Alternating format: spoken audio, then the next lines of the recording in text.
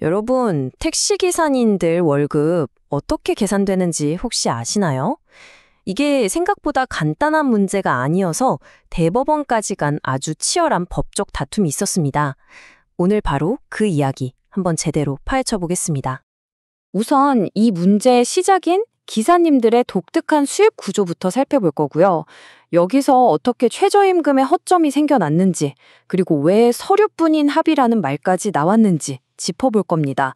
그리고 여기서 대법원이 딱 등장해서 반전을 만들죠.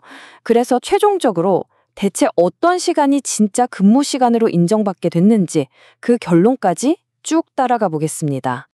자, 이 모든 복잡한 이야기의 출발점에는요, 바로 산업금이라는 아주 독특한 제도가 자리 잡고 있어요.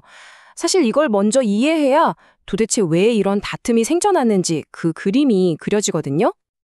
네, 바로 산업금 제도입니다. 이게 뭐냐면요, 쉽게 말해서 기사님이 하루 운행해서 회사에 내야 하는 일종의 일일 목표액 같은 거예요. 예를 들어 산업금이 15만 원이다. 그러면 그날 20만 원을 벌었을 때 15만 원은 회사에 딱 내고 그걸 초과한 나머지 5만 원이 비로소 기사님 개인의 수입이 되는 그런 방식인 거죠. 그런데 2010년에 상황이 크게 바뀝니다. 법이 딱 개정된 거죠. 왜냐하면 손님이 없는 날은 기사님들이 산업금 채우기도 벅차서 수입이 아예 없을 수도 있잖아요. 이걸 막기 위해서 이제부터 회사는 운행 실적과 상관없이 무조건 최저임금 이상의 고정급을 지급해야 한다. 이렇게 법으로 정해버린 겁니다. 바로 이 법 하나가 앞으로 벌어질 모든 사건의 도화선이 됩니다. 자, 법이 이렇게 바뀌었으니 회사들은 고정급을 더 줘야 할 상황에 처했죠. 그럼 택시 회사들은 여기에 어떻게 대응했을까요? 네, 바로 이 지점부터 이야기가 아주 흥미진진해집니다. 고정급을 올려줘야 하는 상황, 회사 입장에서는 인건비 부담이 확 늘어나는 거잖아요. 어떻게든 비용은 늘리지 않으면서 법은 지킬 수 있는 방법이 없을까? 엄청 고민했겠죠? 그리고 바로 이 질문에서 정말 기발하면서도 동시에 아주 큰 문제를 낳는 해답을 찾아냅니다. 월급은 못 건드리겠으니 엉뚱하게도 시간을 건드린 겁니다. 이 타임라인을 한번 보세요.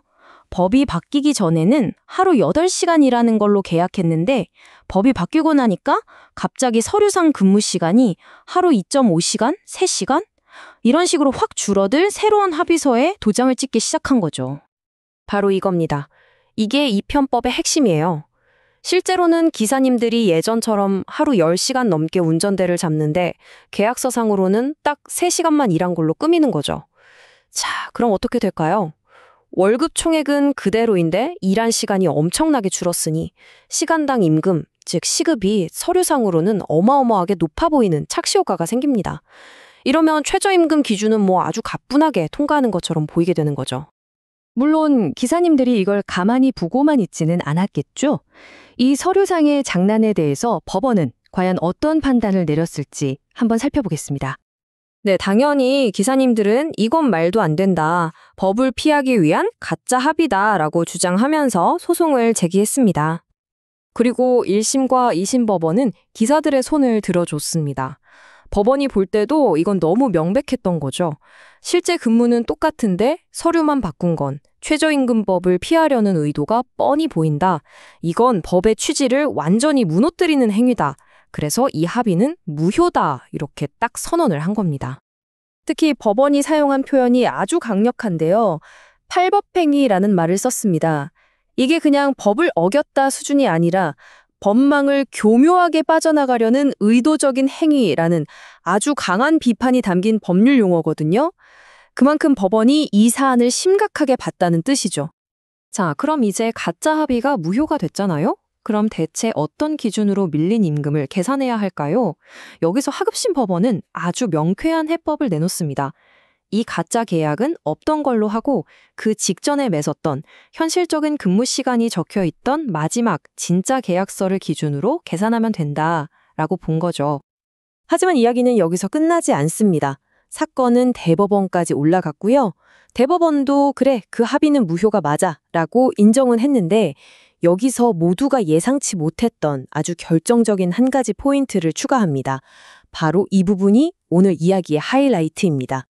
대법원은 먼저 중요한 교통 정리를 합니다. 회사 측에서는 근무 시간 합의가 무효면 산업금 계약을 포함한 계약 전체가 다 무효 아니냐 이렇게 주장을 했거든요.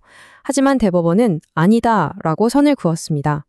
계약서의 일부 조항에 문제가 있다고 해서 계약서 전체를 휴지 조각으로 만들 수는 없다는 거죠.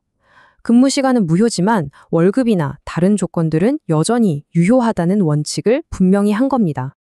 그리고 이 판단은 대법원의 최종 판결의 핵심을 찌르는 이 질문으로 자연스럽게 이어집니다.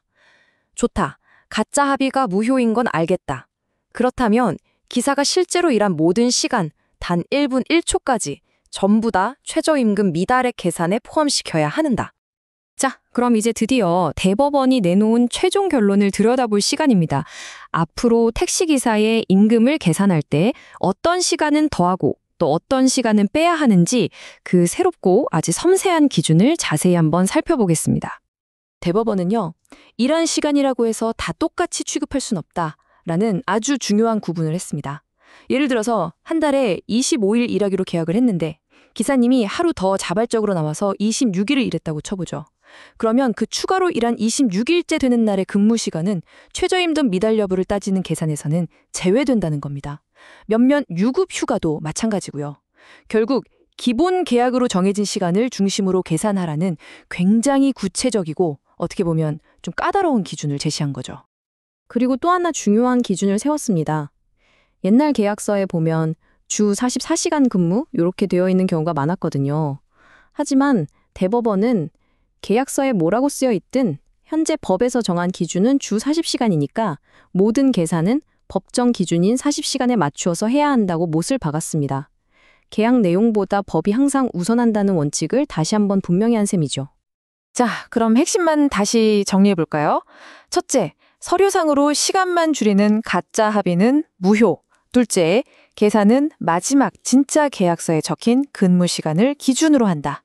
셋째, 하지만 추가 근무일처럼 계약을 넘어선 시간은 계산에서 빠진다. 넷째, 그래서 결과적으로 더 복잡하지만 훨씬 더 구체적인 계산법이 탄생했다. 이겁니다. 그러니까 이게 단순히 누가 이겼다, 졌다의 문제가 아니라 택시업계의 최저임금 계산 방식을 아예 새로 정의한 판결이라고 볼 수 있는 거죠. 이 판결이 왜 중요하냐면요. 그 의미가 딱 두 가지로 나뉘기 때문입니다. 한편으로는 회사가 시간 줄이기 같은 꼼수를 부리는 걸 막아서 기사들을 보호하는 효과가 있죠. 하지만 다른 한편으로는 계약 외 추가 근무 시간은 최저임금 계산에서 제외하도록 해서 기사들이 청구할 수 있는 체불임금의 범위에는 일정한 선을 긋는 그런 효과도 동시에 가져온 겁니다. 그리고 이렇게 복잡하고 새로운 기준이 단 한 번의 판결로만 만들어진 게 아닙니다. 대법원은 비슷한 다른 사건들에서도 연달아서 이 기준을 똑같이 적용했어요. 사실상 앞으로 택시업계 임금 소송은 이 기준이 새로운 표준이다라고 선언한 셈입니다. 결론적으로 보면 이번 판결은 기사들의 핵심 권리를 지켜주고 회사의 명백한 꼼수를 막았다는 점에서 굉장히 중요합니다. 하지만 이 도표에서 볼 수 있듯이 그 과정에서 임금 계산을 훨씬 더 복잡하게 만들었다는 점도 무시할 수 없는 사실이죠. 결국 이 판결은 과거에 복잡했던 문제를 일단락 지었습니다. 하지만 동시에 미래를 향한 새로운 질문을 던지고 있죠. 산정 가능한 시간이라는 이 섬세하고 어떻게 보면 까다로운 접근 방식이 앞으로 한국 택시기사님들의 임금 체계와 노사 간의 계약 문화를 어떻게 바꾸어 놓게 될까요? 어쩌면 또 다른 형태의 새로운 다툼의 시작이 될지도 모를 일입니다.